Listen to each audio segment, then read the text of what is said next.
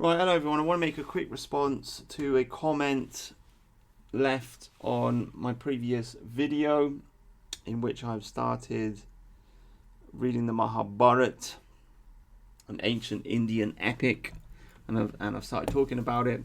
And basically, I deleted the comment because the guy was just being rude, but whatever.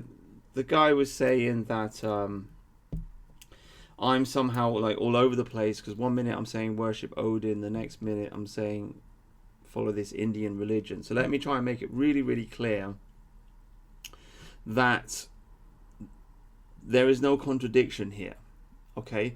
Because the Veda, or I'll probably call this video something like the BhagavadGita tells us to worship Odin, but whatever.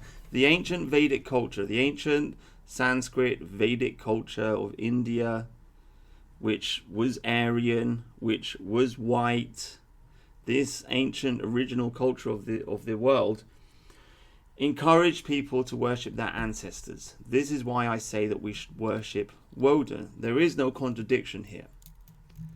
If you talk to Indians, I met an Indian guy once. He was from a Kshatriya clan. Okay, so there are many, many different clans, warrior clans in India. They've been there for thousands and thousands of years. They all have their own mythologies. They all have their own mythological ancestry, essentially. He told me that his clan came from fire, like some kind of fire sacrifice or something. I don't remember the details. But they have their ancestors, and they remember their ancestors, and they worship their ancestors, and because they have done this, they have managed to maintain their culture and their civilization. This is not just something that happens in India.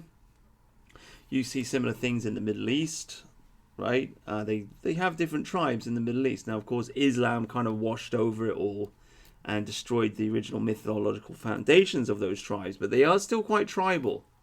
You look at Africa, they have tribes, clans, tribes, with mythological foundations, gods and goddesses that they used to worship.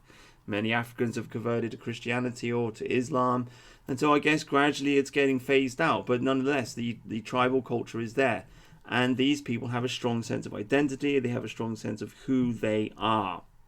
White people in Europe used to have this, and then everything was covered over by Christianity, and then we forgot it. Because we have forgotten it, we are being destroyed.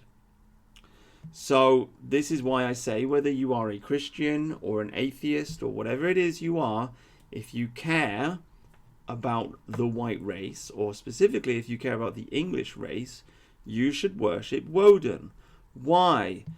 Because, well, who are the English people? The English people, we came to this island from Denmark, essentially. There were the Angles, there were the Saxons, and there were the Jutes. We came over with Hengist and Horsa. We were invited here by a king called Vortigern. Interestingly enough, we were invited here to protect the British, or the Britons, from the Scottish, right? Our original enemy. And then one thing led to another, and we took over, and England was founded. But our ancestors were, or the people, the two men that came over were Hengist and Horsa, and these were the descendants of a great king that was known as Woden.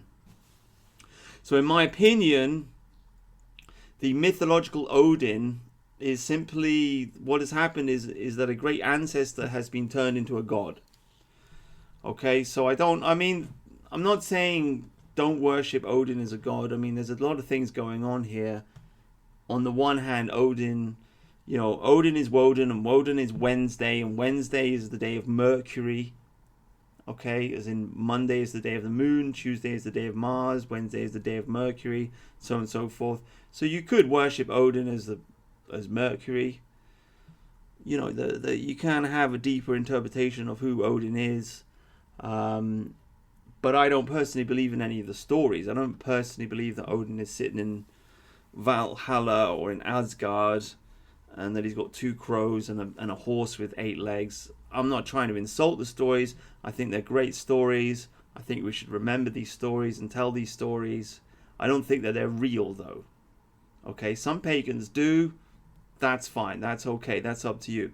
But my point is that if you worship your ancestors, then you will remember your ancestors. If you remember your ancestors, you will remember who you are. And there is nothing in the Veda that contradicts this. In fact, the Veda tells people to worship their ancestors. That's it. Even if you're living in a non-Vedic civilization. So no contradiction there. And yeah, what else? I mean, I understand people's frustrations with, India, and here I am talking about the Bhagavad Gita and the Bhagavatam and the Veda and all these concepts, and you're probably thinking, well, flipping, my country's being conquered by India. I understand it. Like, it must be frustrating. It must be very, very frustrating to open up the subject matter and to talk about it in this day and age. When I got involved with this thing, it was 25 years ago, and it was a different world back then. Back then, India was like this mysterious place over there somewhere. I mean, we did have some Indians in this country, but we didn't have an overwhelming amount of them, if you know what I mean. It was still like a little bit of a curiosity. Nowadays, it's not true. Obviously, we have an Indian Prime Minister. Obviously, I'm not happy about this, and I'd like to kick all the Indians out. But the problem is, so I understand that there is a massive obstacle for anybody to try to approach this philosophical subject matter without getting angry because of what is going on right now. And it is a shame. But what can I do? Like, the truth is the truth. It is what it is. Logic is logic. I've been cursed because I went to university and I studied philosophy, and in university they taught me how to make logical arguments and how to follow, this is this and this is this, therefore this is this. And now for the rest of my life I've been cursed because I'm constantly put in situations where I have to explain things to people in a step-by-step manner.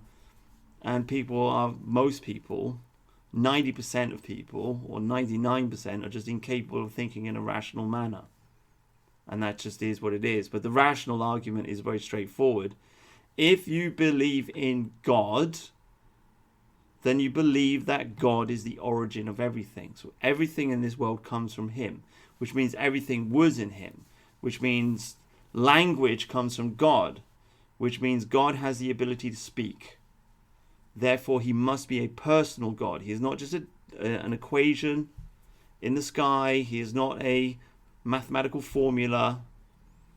Right? The deist conception of God is false. God must be a personal God, because this world that we live in has color, it has life, it has emotion, it has language, it has music, and all of these things originate from the Supreme Being. So the Supreme Being has these things.